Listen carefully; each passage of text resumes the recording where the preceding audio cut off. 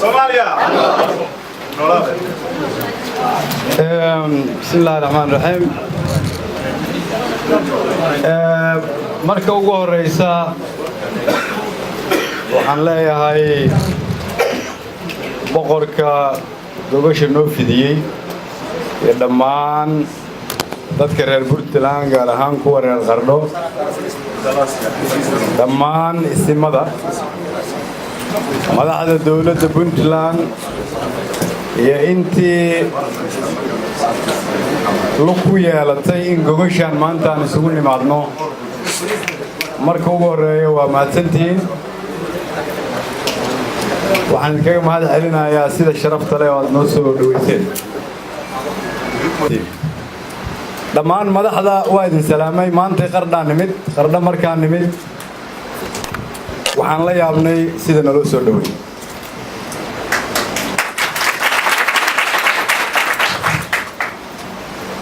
waa anigii markaan shacabkii arkay iri khayr baan arkaayo qiiman dareemee Qardho ma nabad baa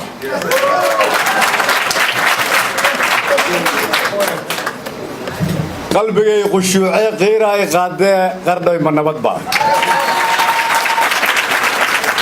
inta kale waxaan idin dhamaystiri doonaa markaad labaadooda casuumtaan haddii ilaahay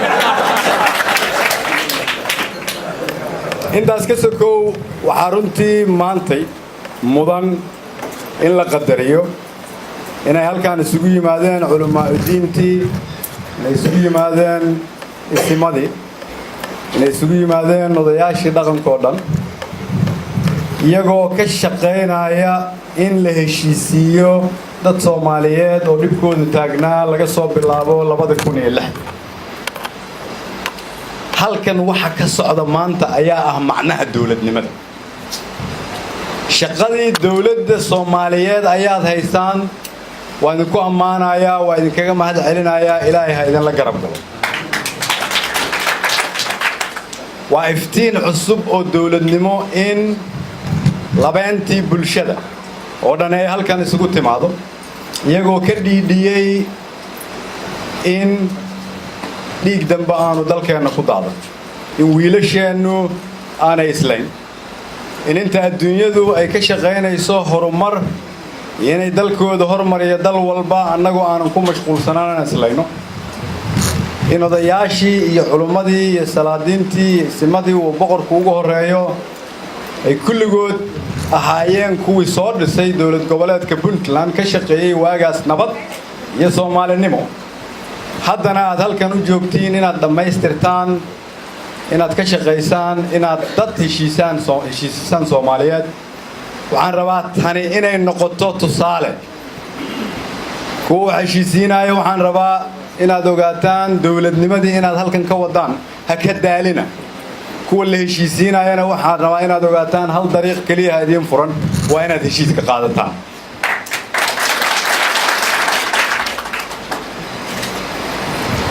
waa bilow waxaan rabaa marka waa idinka cidda aan siyaasadaysnayn waa idinka cidda dareemay xanuunka loo qabo Soomaali midaysan in la helo waa idinka cidda dareentay ama fahamtay in adduunyada ay naga tagtay waa idinka cidda dareentay sida boqorku halkan u lahaa taariikhda naga sheekayn doonto haddii aan isdaba qaban weyn waa idinka cidda dareentay maanta haddii aan Soomaali loo hiilin inaan gaari doono maalin aan loo hiilin karin sidaas daraadeed ayaan waxaan rajaynayaa in dadaalka maanta aad wadaan aad u yeerataan salaadiinta iyo ogaasyada iyo oday dhaqameedyada kale oo idinka maqan dalka oo dhan meel walba ay joogaan kulligood oo aad ka shaqaysaan idinku ummadda Soomaaliyeed sida la isugu keeni lahaa annaguna anigoo ku hadlaaya magaca dawladda magaca madaxweynaha magaca xukuumadda waxaan idin ballan qaadaynaa inaan garab istaagayno heshiiskan maanta halkan ka socda isaga waxaan rabaa inuusan nagu soo noqon haddii kan nagu soo noqdo tallaabo kale hore uma qaadi karno waxaan rabnaa marka maadaama aan hadda halkan joogo aniga iyo wafdigayga iyo madaxweyne ku-xigeenkii iyo guddoomiye ku-xigeenkii baarlamaanka inaan sii hormarino ducadeenna oo nidhaahdo kani wuu najaxay allaha barakeeyo intaas ka sokow waxaan rabaa inaan idiin sheego anigu waxaan aaminsanahay inaan ahay ra'iisul wasaarihii ummadda Soomaaliyeed inaan qardha imaado waxay tahay inaan dadkayga u imid magaalo kamida dalka Soomaaliyeed dalkii aan ra'iisul wasaaraha u ahaa oo xaq igu leh inaan imaado waan qirayaa inaan soo daahay raali gelina waan ka bixinayaa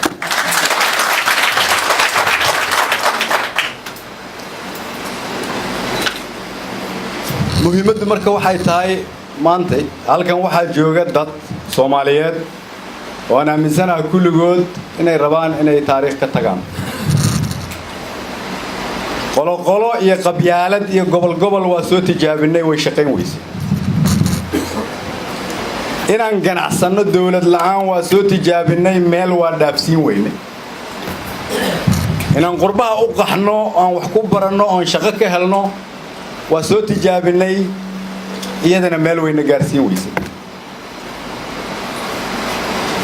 wax walba oo aan samaynay way noqon waayeen mira dhal intaad ku seexatid habeenkii adigoo niyadaadu fiicantaa aad seexato waxay isugu soo aruurtay Soomaaliya toosadii uu qaadayay professor Dalha waxay isugu soo aruurtay Soomaalinimo kaliya waxay isugu soo aruurtay in haddii aanan midnimada ummadda Soomaaliyeed ka shaqayn in haddii aanan Soomaali isu keenin in haddii aanan sharafteena soo celin kulligeen wax walba aan haysano ama islaan ahaa ama boqor ahaa ama ra'iisul wasaare ahaa in qalbigaadu u daloolo niyadaadu aanay deganayn inaad dareensan tahay inay wax ka maqan yihiin in marka diyaarad raacdo dunida meel walba ka tagta aad dareemaysid inaad dadka ka liidato inaadan dhamays noqon inaadan qaan gaarin ayay ka dhigantaa maanta marka waxaa la rabaa maadaama aan intaas qarnay adduunyaduna ay ka shaqaynayso inay gobol iyo qaarad isugu timaado annagu kama shaqayn karno qabiil iyo gobol inaan u kala go'no iyo qarniga 21aad annagoo walaalaha inaan tukarad isku leyno kama shaqayn karnaa waa inaan kulligeen ka dhidhinaa aqbalnaana Soomaali inaanay kala maarmin lana kala noolaan karin dawladdu waxay qaadanaysaa doorka ay ku leedahay dawladdu laakiin waa idinku dawladda marqaati iyo dhexdhexaad kama noqon kartaan laga bilaabo maanta idinku waxaad u baahan tihiin inaad ahaataan laf dhabarta dawladnimada dawladda inaad hagtaan si dhibkaan ku jirnaan uga baxno annaga madax ahaan maxaana la ka rabaa haddii aad xildhibaan tahay ama wasiir tahay ama madaxweyne tahay ama ra'iisul wasaare tahay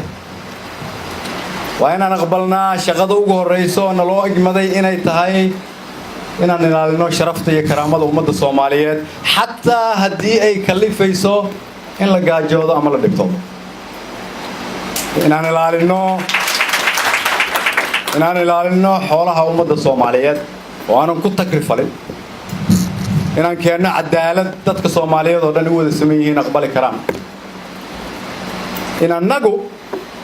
aan ka dulqaad badannahay kuwa aan rabno inaan madaxda u noqono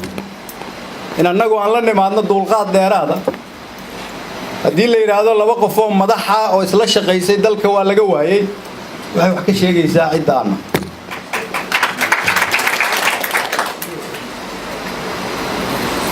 maanta waxaan rabaa markii inaan idin sheego waxaan aaminsanahay anigu in dalka Soomaaliyeed uu ku socdo dariiqa saxda ahaa laakiin caqabado waaweyn oo hor yaalaan waxaan aaminsanahay isbeddelka geeska Afrika ka jira Soomaaliya inuu u wanaagsan yahay fursadda ugu wanaagsanna Soomaaliya ay leedahay waxaan aaminsanahay haddii caqabadaha hor taagan aan kulligeen u wada istaagno aan iska dhigno qabiilkii iyo nanjeclaysiga dhinac laaluushka iyo danta gaarka dhinac xukun raadis ama dangaara raadis ka horeeya danta ummadda Soomaaliyeed haddaan dhinac iska dhigno waxaan ka badbaadaynaa khatartii uu noo tilmaamay boqor Burhaan waxaan ka badbaadaynaa in la waayo fursad dambe oo ummadda Soomaaliyeed looga soo celiyo hogay ku dhaala macnaheedu waxay tahay marka haddii aad tahay qof Soomaaliyeed oo danqanaya soo celinta Soomaalinimada iyo sida loo rabo waa culays aan qof iyo laba iyo saddex iyo afar qaadi karin qof walba soo istaag dhinacaada ka qabo qof walba soo istaag ee dheh inta horaan ugu filan qof walba soo istaag ee dheh waxaan rabaa inaan caruurta aan aabbaha iyo awoowaha u nahay uga tagno mustaqbal ka duwan kan anagu aan leenahay maanta anigu waxaan aaminsanahay in kastoo caqabadayna hor taagan yihiin in Soomaaliya sharafteedii iyo karaamadeedii ay taagan tahay meeshii hore meel ka wanaagsan waxaan aaminsanahay in madaxda waddanka maanta loo qiimeeyo si aan loo qiimeyn waqtiyadii hore waxaan aaminsanahay inaan ka dhabaynay inaan wada shaqeyno dul qaadanana waxaan aaminsanahay inay joogaan madax Soomaaliyeed oo idin cadaysa kana fog inay xoolihiina musuqmaasuqaan waxaan aaminsanahay inaan bilownay kuna dhiirano waxaan hore loogu dhiiran jiray dhiiranaantaas waxaa laga rabaa qof walba Soomaaliyeed dhiiranaantaas waxaa laga rabaa xildhibaan walba baarlamaan ku jira madaxweyne goboleed walba sheekh walba iyo wiil iyo gabar walba oo jaamacad ku jira dalka dibadiisa marka aad u baxdo dadka Soomaaliyeed oo taga meel walba waxay ku qanacsan yihiin inay isbitaal u baxaan waxay ku qanacsan yihiin inay caruurtooda u diraan iskuul waxay ku qanacsan yihiin inay raadiyaan dal ajnabi ay ku noolaadaan taasaad barbar dhigaysaa wadamada dunida ugu qanisan mid ka mid ah badda Afrika ugu weyn dhul beereedka ugu ballaaran kalluumaysiga ugu badan shidaalka iyo macdanta ugu badan meesha uu ku yaalo qiimaheeda waddankeena intuu yahay inta aan ku mashquulsanahay waddan hebel baan caruurteyda geyn doonaa mustaqbalka kulligeena gacmaha isqabsano aan dhisna Soomaaliya ka duwan Soomaaliyadii hore oo haddii aad ganacsado tahay ha ka cabsan dawladdaada ganacsigaada haysato uu ku bulaalaya markaa dawladdaada garab istaagto haddii aad sheekh tahay ha ka cabsan dawladdaada kulligiina soo imaada u sheega ummadda Soomaaliyeed shabaabku sida ay u khaldan yihiin aanay diin islaam u haysan haddii aad odayaal dhaqameed tihiin haddii qolo ay meel degan tahay iyadoo barwaaqaysan tahay oo nagaatay u sheega kuwa kale dhaha annaga garanayna sidaas u xallisaan haddii aad dumar Soomaaliyeed tihiin oo tiin ku u soo dhintay dalka Soomaaliyeed codkiina kor u qaada haddii aad tihiin dhalinyarada 75% ah oo ah kuwa shacabka Soomaaliyeed ugu badan fursadna u baahan hasubinina in wax la idin qabtay istaaga isu taga wax qabsada waxaan leeyahay aad ayaan ugu faraxsanahay inaan arkay isimadii oo dhan uu boqorku ugu horeeyo madaxdii reer Puntland odayaal Soomaaliyeed iyo culumadii waxaan rajaynayaa in maanta ay noqoto maalin bishaaraysan oo ka tilmaaman taariikhda ummadda Soomaaliya waa mahadsantihiin